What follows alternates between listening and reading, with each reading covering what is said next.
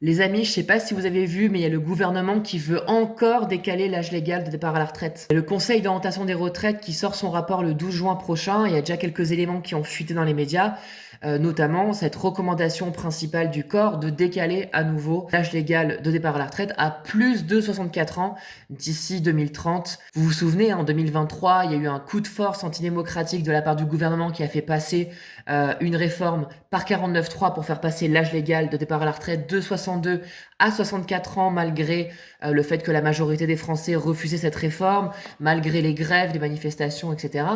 Et là, on nous parle à nouveau de nous faire partir à la retraite plus tard. L'argument qui est mis en avant par le corps, c'est une projection d'ici 2030 d'un déficit de 6,6 milliards d'euros. C'est ce que dit notamment la Cour des comptes. Et donc, ça justifie, selon le corps, qu'on décale à nouveau l'âge légal de départ à la retraite.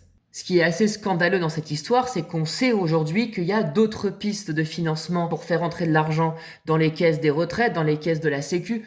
On a des pistes, c'est-à-dire aller prendre l'argent là où il est, c'est-à-dire dans les poches de ceux qui en ont le plus. Mais on commence à le savoir, hein, c'est pas les priorités du gouvernement. Je sais pas si vous vous souvenez, mais en 2023, lors du mouvement contre la réforme des retraites, le président du corps de l'époque, Pierre-Louis Bras, a quitté ses fonctions officiellement, a été mis à la porte, parce qu'en réalité, le corps à l'époque disait que une réforme des retraites n'était pas nécessaire. Et vous savez qui ils ont mis à la place? Ils ont mis l'économiste Gilles Berset, qui est rien d'autre que l'ancien inspirateur du volet économique des programmes présidentiels de Macron. Pure coïncidence, hein. Et ce rapport et ces fuites dans les médias, ça intervient pas par hasard, parce que dans très peu de temps, va y avoir la fin du conclave, entre guillemets, sur les retraites, qui avait été proposé par François Bayrou pour, soi-disant, trouver des pistes de financement. C'était une belle arnaque dès le départ. Force ouvrière et la CGT ont quitté ce conclave au bout de quelques semaines à quelques mois, parce qu'ils ont bien senti la douille, hein. C'était François Bayrou dès le départ qui disait que de toute manière, s'il n'y avait pas de proposition satisfaisante, c'était la réforme qui allait s'appliquer. Donc on savait très bien que c'était un écran de fumée pour essayer de gagner du temps.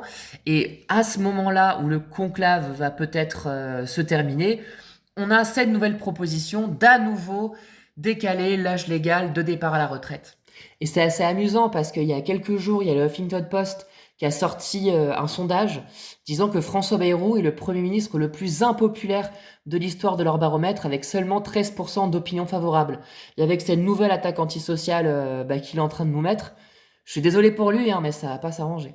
Maintenant, la question, ça va être de savoir comment les syndicats et les partis politiques de gauche vont réagir à cette nouvelle annonce contre le système de retraite qui avait mis les gens massivement dans la rue il y a 2 ans, quoi.